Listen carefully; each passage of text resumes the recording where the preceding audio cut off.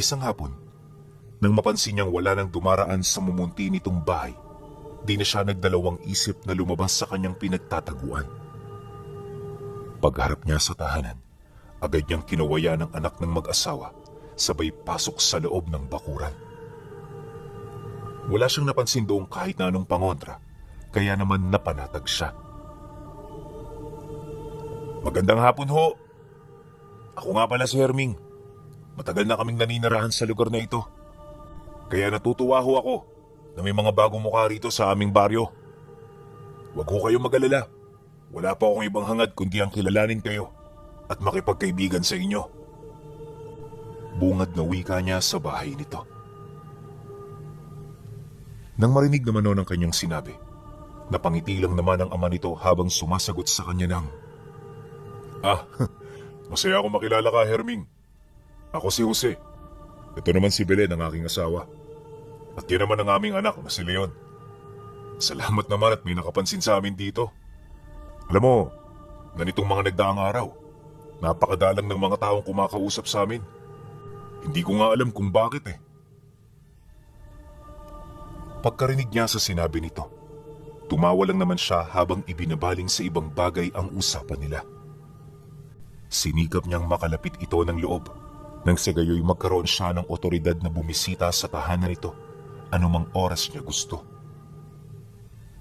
Walang masamang binabalak si Herming sa pamilya dahil ang gusto niya lang makita ang pamumuhay nito sa lugar nila. Sa paglipas ng mga araw, naging madalas ang kanyang pagbisita.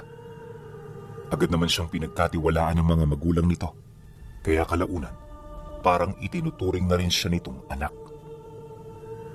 Yun nga lang sa kabila ng pagpapakita niya rito ng mabuti, ay ang kabaligtaran naman ng gabi-gabi niyang ginagawa. Lingid sa kaalaman nila Jose, gabi-gabing naghahanap ng biktima ang grupo nila Herming para may maihandang pagkain sa kanilang mga magulang at kamag-anak. At kapag sumasapit ang umaga, para siyang nagiging anghel na biyaya sa pamilya. Ni hindi nga siya noon natutulog para lamang maisakatuparan ang mga nais niya. Ganon at ganon palagi ang kanyang ginagawa hanggang sa hindi niya namalayan na minaman-mana na pala siya ng sarili niyang pamilya.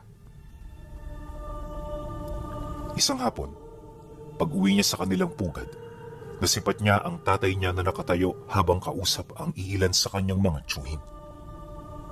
Pagramdam nito na papalapit na siya, bigla itong tumahimik kasabay ng pagpapalis nito sa kanyang mga kausap. Pagharap nito sa kanya, hindi na ito nagdalawang isip na ilahad ang mga bagay na matagal nang bumabagabag sa kanyang dibdib. Herming anak, alam ko kung anong ginagawa mo sa baryong yun. Bakit ka sa akin nagtatago? Ano ba ang nakita mong espesyal sa pamilyang yun?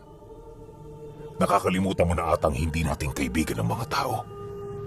Pagkain ang turing natin sa kanila at hindi mga alaga. Kailangan mong i-distansya ang iyong emosyon nang sa gayoy hindi ka masaktan pagdating ng araw ng anihan. Sinasabi ko ito sa iyo nang sa gayoy maging handa ka.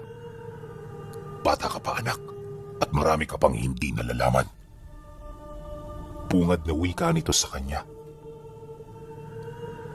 Nang marinig ni Herming ang sinabi nito, halos hindi siya makaimik. Alam niya na totoo ang sinabi ng tatay niya, kaya wala siyang magagawa para ito ay pasinungalingan. Ngunit sa kabilang banda, nanaig pa rin sa kanyang kaisipan ang kagustuhan niyang ipagtanggol ang pamilyang nakalapit na niya ng loob. Kaya sa hindi inaasahang pagkakataon, bigla siyang napasagot dito ng, Tay, iba ang mga taong yun. Nalalaman ko ito dahil matagal na akong kumukuha ng pagkain para sa inyo. Kilala ko ang mga taong ordinaryo sa hindi, kaya alam ko na hindi ako nagkakamali. At kung gusto ninyo, kayo ang tumingin sa kanila gamit ang inyong mabangis na mga mata. Matapos naman niya itong mailahad, sa halip na magalit ang kanyang ama, bigla itong umisi na parabang nakakaloko. Maya-maya pa, sumang-ayon ito sa nais niyang mangyari. Bago rin magtapos ang kanilang pag-uusap, Inabisuhan siya nito na kapag wala ito roong nakitang espesyal, lilipunin nito ang pamilyang pinoprotektahan niya. Hindi yun gagawin ng kanyang ama para magalit siya, bagkus gagawin niya ito upang matuto siya ng aral. Pagkarinig niya sa sinabi nito, abot langit ang kanyang naging pag-aalala.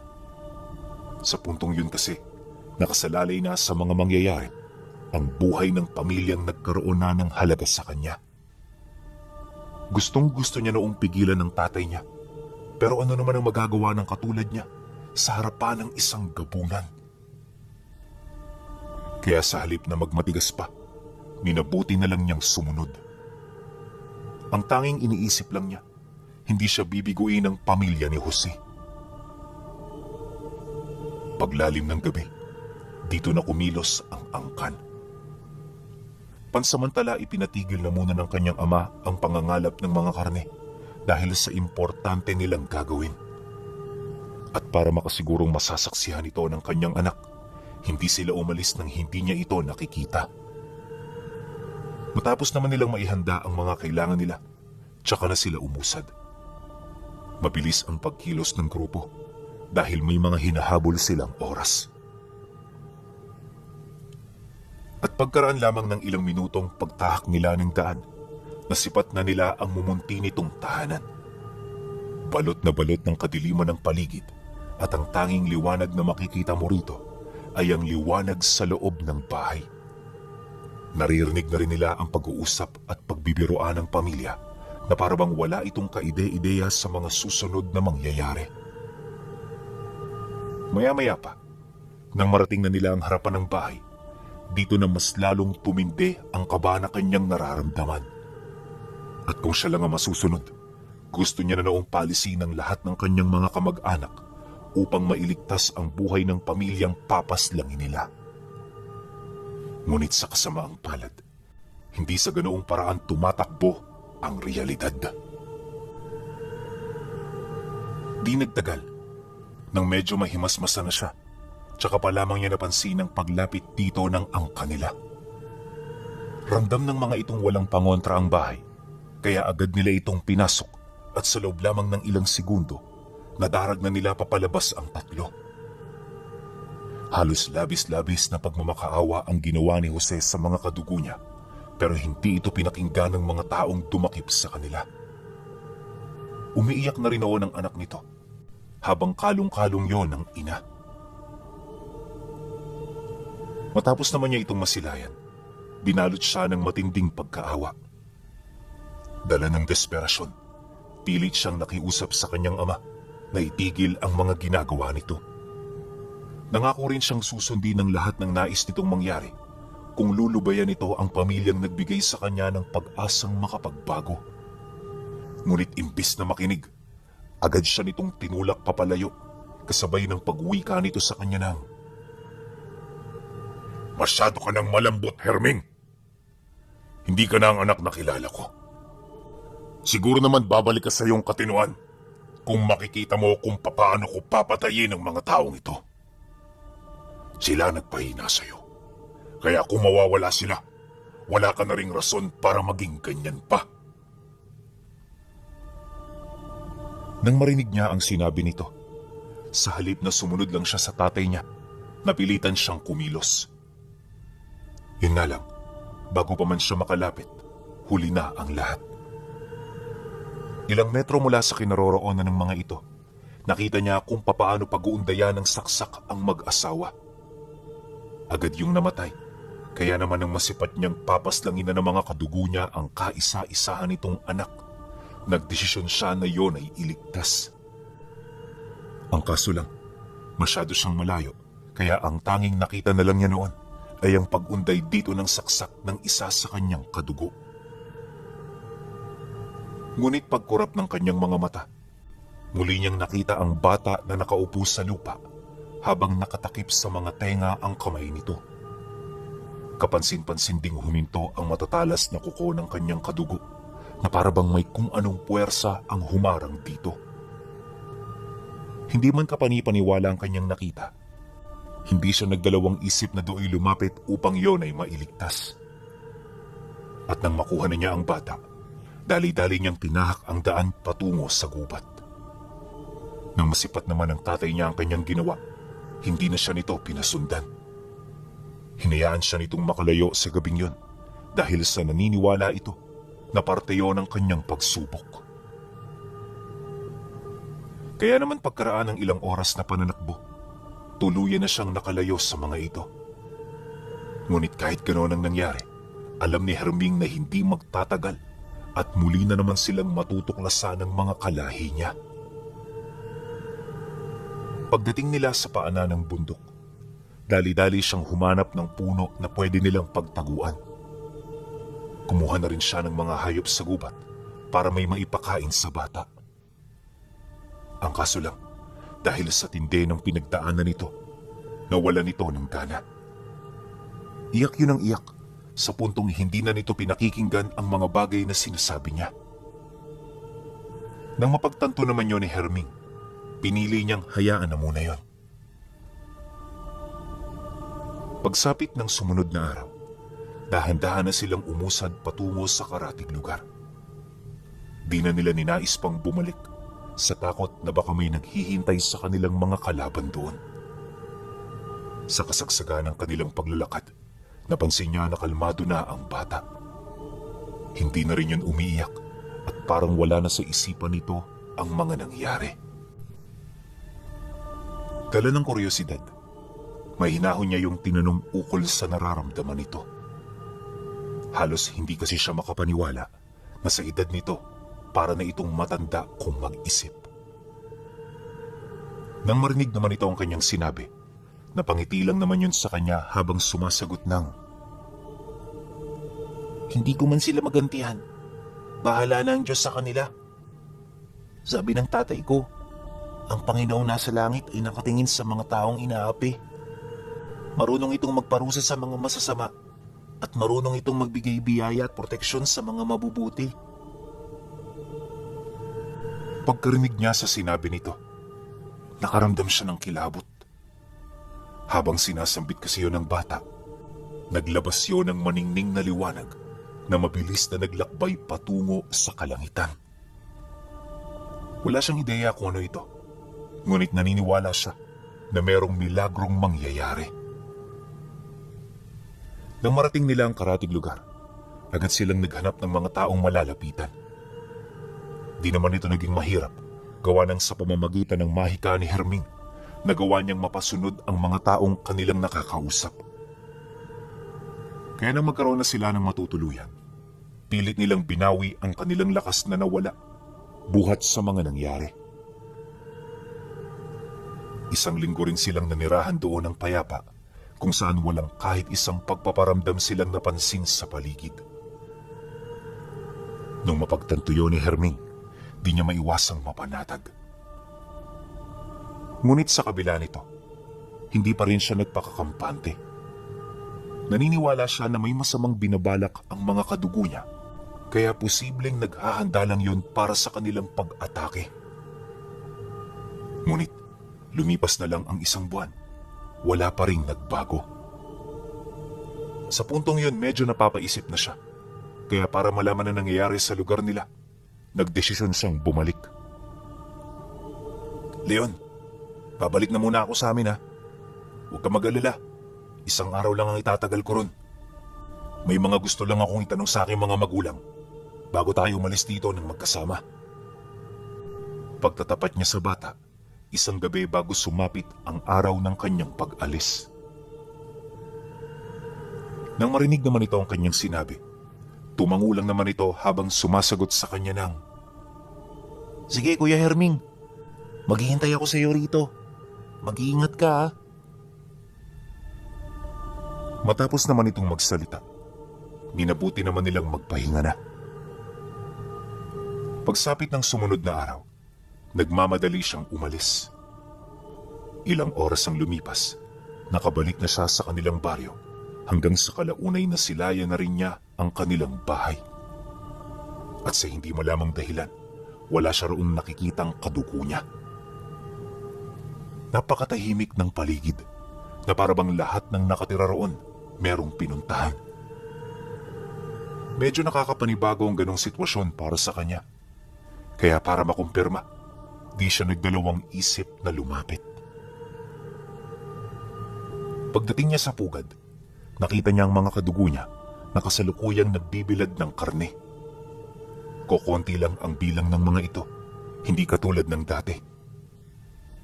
Pagsilay naman ito sa kanya, dali-dali yung lumapit. Walang sabi-sabi, inilahad ng mga ito ang mangyayaring salot sa kanilang lugar. Ayon sa kanyang mga kadugo, nagsimula ang lahat ng yon nung pinatay nila ang mga magulang ng bata. Pagbalik nila sa kanilang pugad, bigla na lang silang nakaramdam ng matinding panghihina sa puntong nawalan na sila ng lakas na makapagpalit ng anyo. Dagdag pa nito na, ang napinsala ng gusto ng mga pangyayaring yon ay ang kanyang pamilya. Sinubukan nila itong gamutin pero hanggang sa oras na yon, wala pa rin silang makitang lunas para sa karamdaman nito. Mariin din itong inilahad. Napakiramdam nila ay malapit nang mamatay ang kanyang ama dahil sa seryosong karamdaman na patuloy pa rin itong iniinda. Nang marinig niya ang sinabi nito, nagmamadali siyang tumungo sa kanilang bahay. Pagpasok niya sa loob, bumungad ang mga kapatid niya na halos hindi na makakilos. Yung kanyang ina naman at ang mga katulong nito ay nakabulagta na rin sa sahig habang unti-unti nang inuuod ang kanilang mga katawan. Ayon kay Herming, na sa kanilang tahanan noon, wala siyang ibang naaamoy kundi ang bahid ng kamatayan. Nakakabahala ang ganoong pakiramdam, pero alang-alang sa kanyang ama, sinikap niyang marating ang kinaroroonan nito. Pagbukas niya sa silid kung saan yun nagpapahinga, tumambad ito sa kanyang balot na balot ng kumot habang nakaratay sa lumang higaan. Nasa tabi rin ito ang mga matatandang manggagamot ng kanilang angkan na hindi pa rin sumusuko sa kabila ng lakas ng salot na kanilang nararamdaman. Bagaman nanghihina na ang mga ito, bitbit pa rin nila ang kokonting pag-asa para sa ikagagaling ng kanilang pinuno. Matapos naman niya yung masilayan, sinubukan niya na ito ay tulungan. Ngunit hindi nagtagal, dito na rin niya napagtanto na huli na ang lahat para sa mga ito. Nung masipat niya kasi ang tatay niya, halos wala na siyang makitang buhay sa katawan nito. Oo, humihinga pa yon, pero alam niya na malapit na itong mamatay. Kaya imbis na tumulong, nakaupo na lamang siya sa isang tabi habang nagtatanong sa isang matandang may kakayahan pang kumilos at magsalita. Lo, ano ho sa tingin niyong nangyayari sa ama ko? Bakit ho siya umabot sa ganyang sitwasyon? May ideya ho ba kayo? Nanlulumo niyang tanong sa matandang tinititigan niya. Nang marinig naman ito ang kanyang sinabi, napahinga lang naman yon ng malalim habang sumasagot sa kanya ng, "Hindi ko alam, iho. Ang salot na ito ay parang parusa ng langit. Ngayon lang kami nakaranas ng ganito at kahit anong gawin namin, hindi kami makapaglikha ng lunas para rito. Mamamatay na ang angkang ito. Kaya iligtas mo ang sarili mo, Herming." Pagkasambit nito ng mga katagang yon, agad itong nagsindi ng sulo, naligo ng langis, at sinilaban ang kanyang sarili. Mabilis na kumalat ang apoy sa paligid, kaya naman kahit ayaw niya pang umalis, napilitan siyang tumakbo papalabas. Pagdating naman niya sa bakuran ng bahay nila, bumungad sa kanya ang napakapulang ulap sa kalangitan, kasabay ng paisa-isang pagsilab ng mga kadugo niyang may lakas pa sa kani-kanilang mga katawan. Sa loob ng ilang minuto, binalot ng matinding sigaw at pagdadalamhati ang buong paligid. At nung namatay na ang mga ito, nanatili pa rin siyang tulala habang pinagmamasdan ang mga natutupok nitong labi. Sa puntong yun, di siya makapaniwala na ang minsang pinakamalakas na angkan sa mauban ay nalipol ng isang hamak na karamdaman lamang. Napakasakit man para sa kanyang loob na lisanin ang kanilang lugar. Minabuti niyang gawin ito. Alam niya na wala na roon ang tadhana niya, kaya minabuti niyang manatili sa tabi ng batang iniligtas niya, anuman ang mangyari. Pagsapit ng gabi, nakabalik na siya sa baryo kung saan ito nanunuluyan. Nakakapanlumo man ang kanyang mga nasaksihan, wala siyang maramdamang galit ni puot para rito. Kahit alam niya kasing ito may kagagawa ng ganoong salot, naniniwala siyang isa lang din itong biktima. At walang ibang hinangad ang batang yon, kundi protektahan ang kanyang sarili at ipaghigante ang mga magulang niyang nawala. Dagdag pa ni Herming na siya man ang nasa kalagayan nito, ganun din ang kanyang gagawin. Kaya imbis na kapuutan ng bata, sinuportahan niya ito sa abot ng kanyang makakaya. Dumaan ng maraming taon, naging maayos naman ang kanilang pagsasama. Siya ang nagsilbi nitong magulang hanggang sa tuluyan na itong lumaki at nagkaisip. Nung nasa wastong gulang na ito, tsaka pa lamang nila nadiskubre ang isang lihim na hindi alam ng marami. Base sa kanyang mga nasaksihan, itong si Leon ay may likas na proteksyon mula sa kalangitan. Sa tuwing ito ay iiyak, nagagalit ang langit, at kapag may nararamdaman itong puot, nabubura sa mundo ang mga taong pinagmumula nito. Sa sandali ring pinagtangkaan ng buhay nito, katakot-takot na salot ang mararanasan ng may gawa. Kahit anong gawin nila, wala silang paraan para ito ay matakasan. Nabanggit din niya na mangmang pagdating sa lihim na aral ang bata. Ngunit ang nakakapagtaka, parang nagkukusa ang abilidad nito. Kaya nang malaman niya ang tungkol dito, sinikap niyang bantayan yon ng maigi. Hindi rin niya ito hinayaang maimpluwensyahan ng kahit ano, nang sa gayoy maging maayos ang buhay nito sa hinaharap. Dagdag pa niya na, noong tumungtong ito sa wastong gulang, napansin niya na parang nagkukusa na lang na bumubukas ang tadhanang naghihintay dito. Imposible man yon kung pakikinggan, ngunit ayon sa kanya, yon ay totoong nangyari. Pagtungtong naman ni Leon sa edad na 27 anyos, nagkaroon na yon ng sariling pamilya. Bumukod na ito sa kanya, ngunit kahit ganoon ang sitwasyon nila, sinikap niya pa rin itong bantayan sa abot ng kanyang makakaya. Inakala noon ni Herming na wala nang mangyayaring masama, pero nang magdalang tao ang kinakasama nito, may nangyaring hindi inaasahan. Sa unang 3 buwan, naramdaman nila ang presensya ng mga tiktik na umaaligid. Alam niyang nakuha ng amoy ng bata ang atensyon ng mga ito, kaya agad niya itong ipinagbigay alam sa kanyang anak-anakan. Isang hapon, habang nag-uusap sila sa labas ng bahay nito, inilahad niya ang lahat ng kanyang mga nalalaman. Leon, paiwasin mo na muna yung asawa mo. At kung kaya niyong wag na pumunta ng sentro, gawin niyo. May mga nakaambang panganib na naghihintay sa inyong anak. Naamoy ko ito. Wika niya rito. Nang marinig naman yun ni Leon, tumangulang naman ito. Matapos ang kanilang naging pag-uusap, dali-dali na itong pumasok sa loob para balaan ang kanyang asawa. Siya naman noon ay iwan lang sa labas. Pilit pinagmamasdan ang mga tagapagmasid ng mga tiktik. Kinagabihan noong araw, halos hindi na rin siya mapakali. Napakaligalig na kasi ng mga ibon sa labas na para bang may paparating na delubyo. Hindi naglaon. Bago pa man tumungtong ang 9:00 ng gabi, nakarinig siya ng malakas na paghuni. Dahil dito, agad naman siyang napabangon sa kanyang hinihigaan, gawa ng alam niya kung ano ito. Pagdating niya sa kusina ng bahay, agad niyang kinuha dito ang itinago niyang langis, sabay pahid nito sa kanyang katawan. Naghubad na rin siya ng damit bago siya tuluyang lumabas. At pagtingala niya sa napakaliwanag na buwan, unti-unti niyang naramdaman ang pananakit ng kanyang mga buto.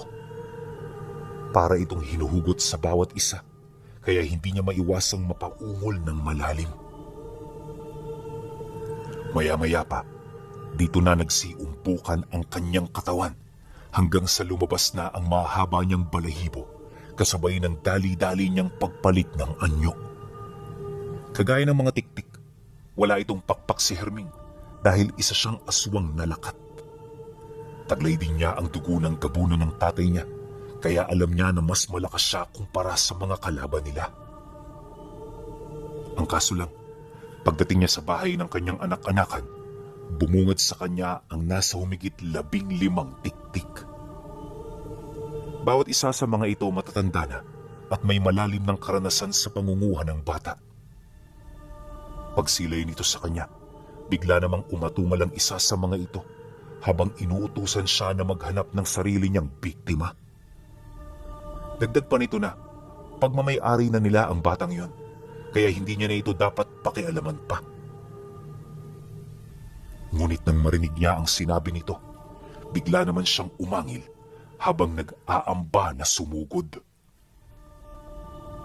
Kaya naman ang mapansin ito ng mga nilalang, bigla yung nagsiliparan papalapit hanggang sa tuluyan na siya nitong mapalibutan. Nang magawa na nila ito, muli siya nitong tinanong sa kung ano ba ang gusto niyang mangyari.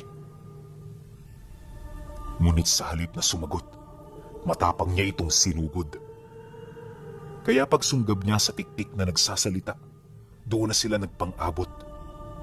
Malakas kung sa malakas si Herming. Ang problema, masyadong marami ang mga kalaban niya. Kaya sa loob ng ilang minutong pakikipagtuos, nagtamo siya sa katawan ng matitinding pinsala. At sa halip na atakihin pa ang mga nilalang, minabuti niyang humanap ng paraan kung papaano siya roon makakatakas. Pero dahil sa galit ng mga tiktik, di siya nito hinayaan.